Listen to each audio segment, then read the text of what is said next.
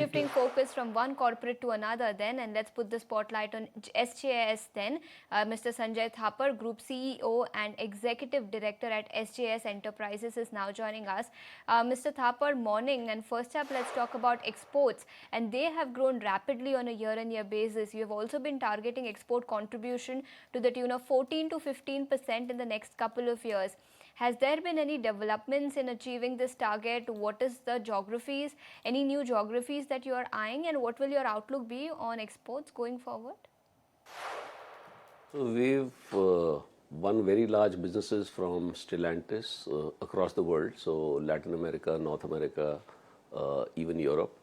And this is a 300 crore business that we announced, which will span over 7 to 8 years. So we started supplies to one of the Stellantis plants earlier this quarter. We also won a very large business from Whirlpool, where we are the single source for one major plant for Whirlpool, and that business also has commenced. So we are quite optimistic about our capability to be cost effective and supply to marquee OEMs. So we are optimistic about that, achieving that 14-15% revenue from exports by 28. Okay, and Mr. Thapar, what is the outlook for the new gen business, and how do you expect its contribution to evolve over the coming years? So SJS is a player, is a market leader in niche aesthetic decorative products, and the new products that we've launched contribute close to about 23% of our top line currently.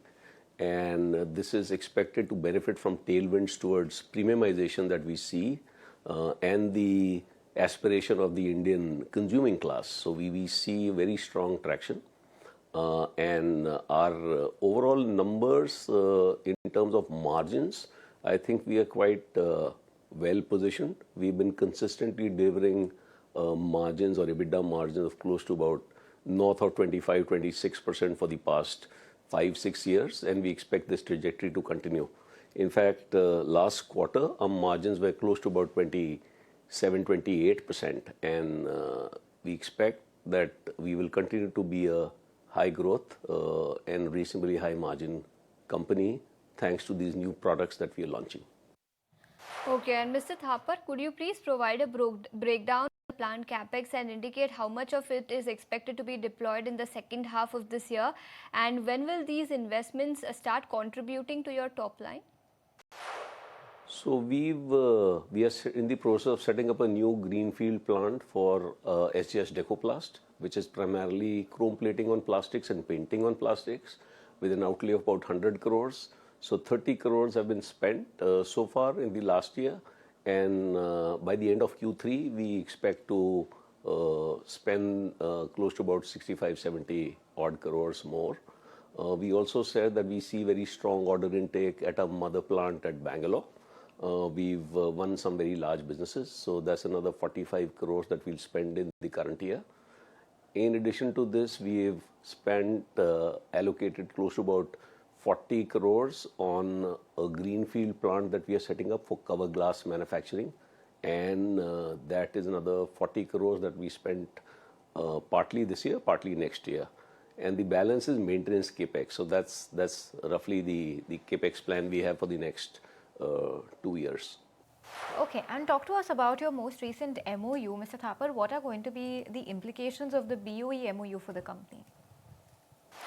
So SJS has been in the driver information system as a tier 2 supplier. We are the largest suppliers of dials to all the tier 1 automotive instrument cluster manufacturing companies. We supply to a very large variety of customers, and there's a transition happening from the conventional cluster to a fully digital cluster. So we know the aesthetic requirements. We have a very strong capability in terms of printing.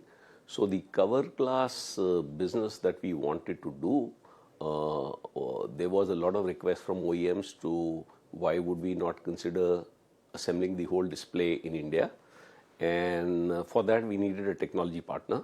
And that's where we signed up with BOE Veritronics to assemble the complete display, and also for backward integration of the cover glass and the backlight unit that goes into it in a phased manner. So this is the agreement that we have with BOE, and BOE is, of course, one of the largest manufacturers of displays in the world currently. Okay, and with order book visibility now standing at above 90%, is there more room to revise your full year guidance? And if you can take us through your guidance now. So what we guided the market in the beginning of the year was that we've been consistently outperforming the underlying industry in terms of growth. So two-wheeler, four-wheeler volumes put together, our revenues would increase faster.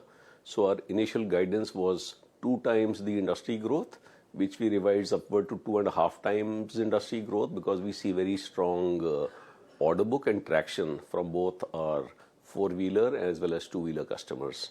So that's the reason behind the revised guidance that we've given for the current year. Okay, Mr. Thapar, on that note, we'll let you go. Thanks so much for your time today.